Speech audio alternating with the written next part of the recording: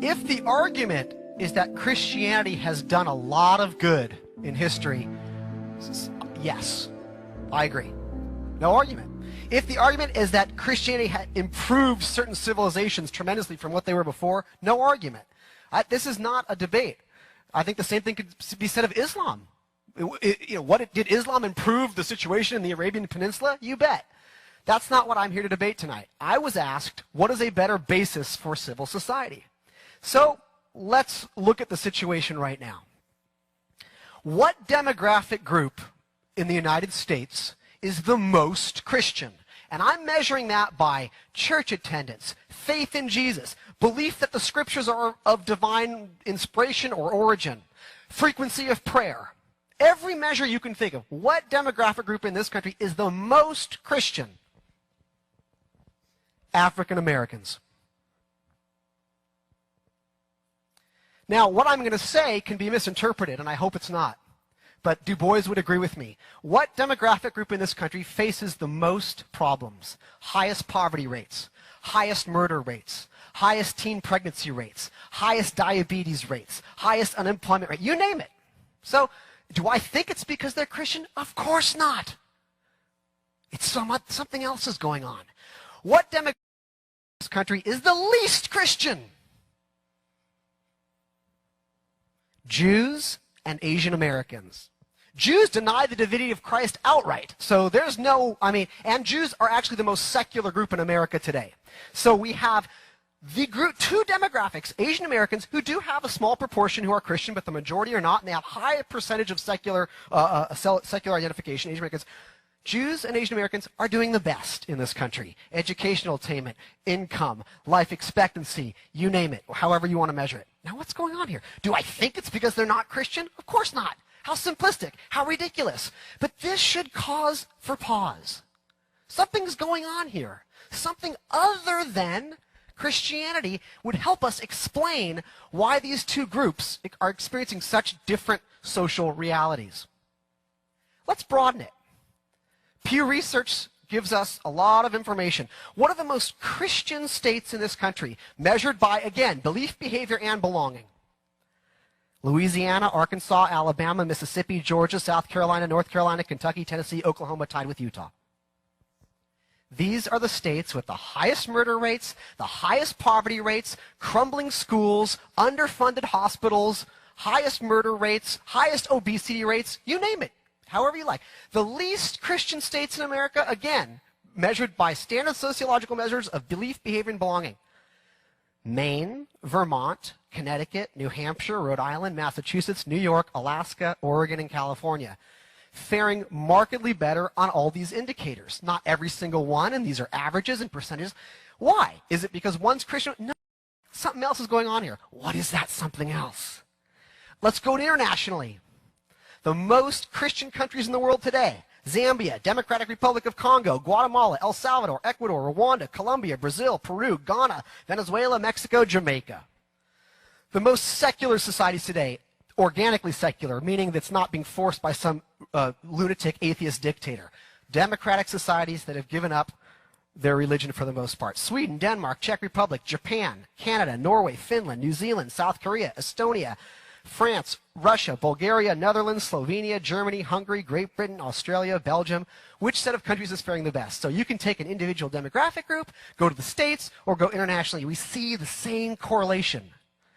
Those societies that are most secular today are faring the best on almost every measure. Compare Japan's murder rate to El Salvador's or Colombia's. Japan is one of the least Christian countries in the world. El Salvador and Jamaica among the most. So if Christianity was the answer, we wouldn't see these correlations. And granted, they're just correlations, it's not causation.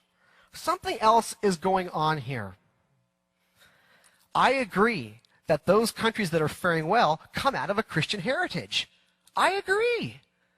But they are post-Christian now. Society progresses. Society moves on. Society evolves. We know that. I think Christianity contributes much and continues to contribute much. You bet. And I don't want to see Christianity go away. I think Christianity has wonderful, wonderful elements.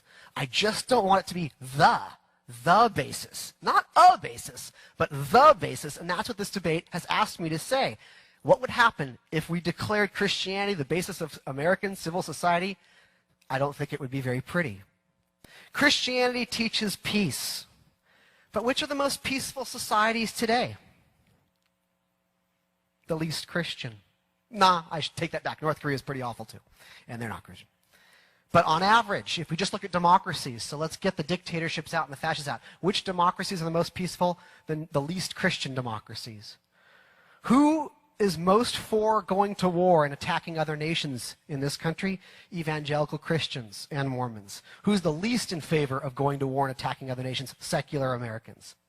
Child abuse fatalities are 4 times higher in Kentucky than in Oregon. Who's more supportive of guns, owning guns? Last time I checked, guns could be peaceful for self-defense, but, assault rifles and automatic weapons. Who's most supportive of distributing guns of all kinds? Strong Christians. Who's the least supportive? Secular Americans. Christianity teaches mercy and forgiveness. Well, who supports the death penalty in this country? Strong Christians. Who's the most against the death penalty? Secular Americans. Who supports the governmental use of torture? Strong Christians. Who's the most against the governmental use of torture? Secular Americans. Christianity teaches love. Amen to that. And yet, which Americans were the most supportive? Which among white Americans were the most supportive of the civil rights? Secular white Americans. Who was the most against it? Strongly Christian. South Africa and apartheid. What whites were the most supportive of apartheid? The most Christian. What South African whites were the most against apartheid? The most secular and the Jewish. Which Americans today are the most opposed to amnesty for illegal immigrants? The strongly Christian. I guess there is no room at the inn. But who's most supportive of amnesty for immigrants and illegal immigrants? Secular Americans. Who's most against the Affordable Health Care Act or Obamacare? Strong Christians. Who's most supportive? Strongly secular. We have seen this pattern over and over again. If Christians would be the basis for a civil society, I fear that the love ethic might not be the basis, but division, because we're not all Christians. We're Buddhists, we're Muslims, we're Jews, we're Baha'is, we're Shinto, we're Hindu, we're atheists, we're Sikhs, we're Scientologists, we're Nez Perce, we're Wiccan, we're Druid. And so again, while we may not all be Christian, we are all human. And secular humanism is an orientation to life created by people, for people. Now, I think there's a place for faith. I can't imagine life without it.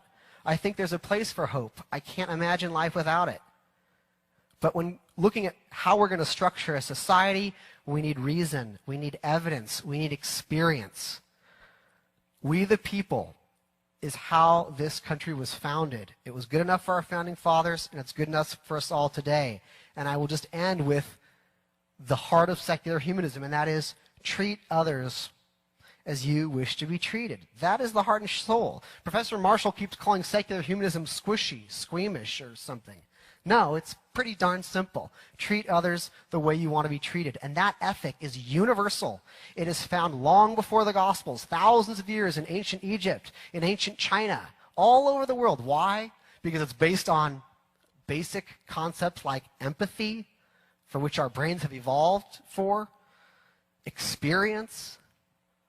Its reciprocity is self-evident, and there is no God necessary to understand it or to live it.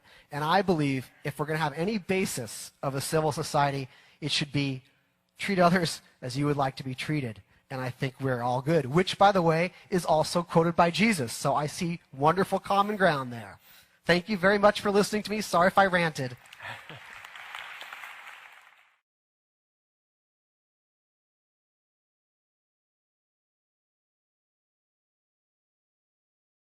Tá? Você sabia que são os cristãos que têm as maiores ONGs, né, na África para tentar tirar aquele povo da miséria? Você sabia que são os cristãos? Não são os ateuzinhos, não.